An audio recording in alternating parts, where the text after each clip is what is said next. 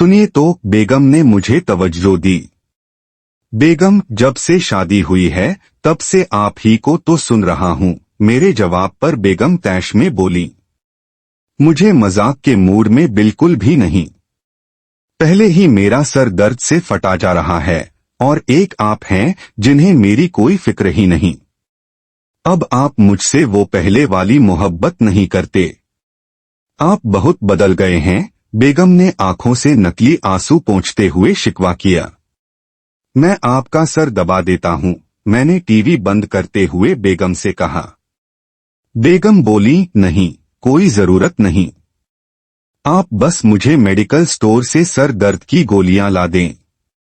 पुरानी वाली एक्सपायर हो चुकी हैं। अच्छा बेगम, ला देता हूँ, कहकर मैं उठा और बाहर जाने लगा तो बेगम की आवाज ने फिर से मुझे रोक लिया।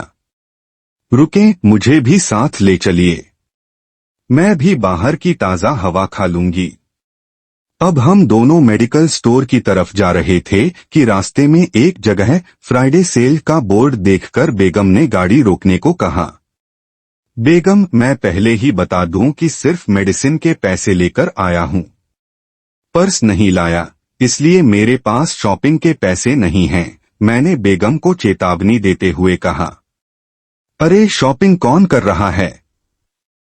बस देखना है कि लेडीज वेराइटी पर कितना डिस्काउंट मिल रहा है, बेगम ने मुझे तसल्ली देते हुए कहा।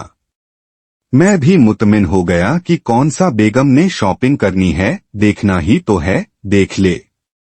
मैं आराम से दुकान में लगे एक सोफे पर बैठ गया। कोई 40 मिनट बाद बेगम हाथ में 2 सूट और मैचिंग जूते पकड़े मेरी तरफ आईं और पूछने लगी, कैसे लग रहे हैं? डिजाइन अच्छा है ना? मेरे दिमाग में यही था कि कौन सा बेगम ने खरीदने हैं, वैसे ही पूछ रही होंगी। इसलिए मैंने मुस्कुराकर कहा, बेगम, बहुत जबरदस्त। हमेशा की तरह आपकी चॉइस इस बार भी बेहतरीन है। यह सुनकर बेगम वापस मुड़ी और बोली, आप 5 मिनट और इंतजार करें, मैं बस आई।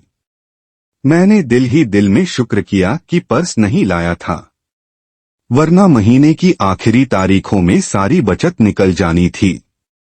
कुछ देर बाद मुझ पर हैरतों के पहाड़ टूट पड़े जब बेगम हाथों में 2 शॉपिंग बैग और 22,000 का बिल पकड़े मेरे सामने खड़ी थीं।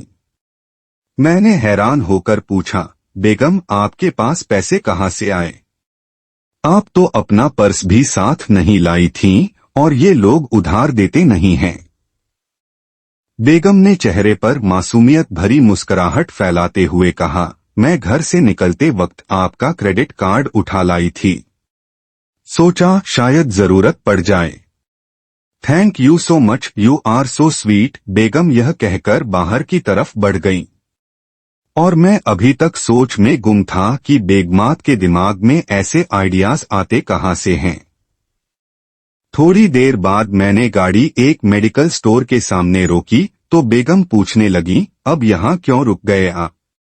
मैंने जवाब दिया, मेरे ख्याल में हम घर से आपके सर दर्द की मेडिसिन लेने निकले थे। इस पर बेगम ने वो तारीखी जुमला कहा जिसे मैं अब तक समझ नहीं पाया। रहने दें, सर दर्द खुद ही ठीक हो जाएगा। मैं आपका ज्यादा खर्चा नहीं करवाना चाहती। वैसे भी महीने की आखिरी तारीखें चल रही हैं।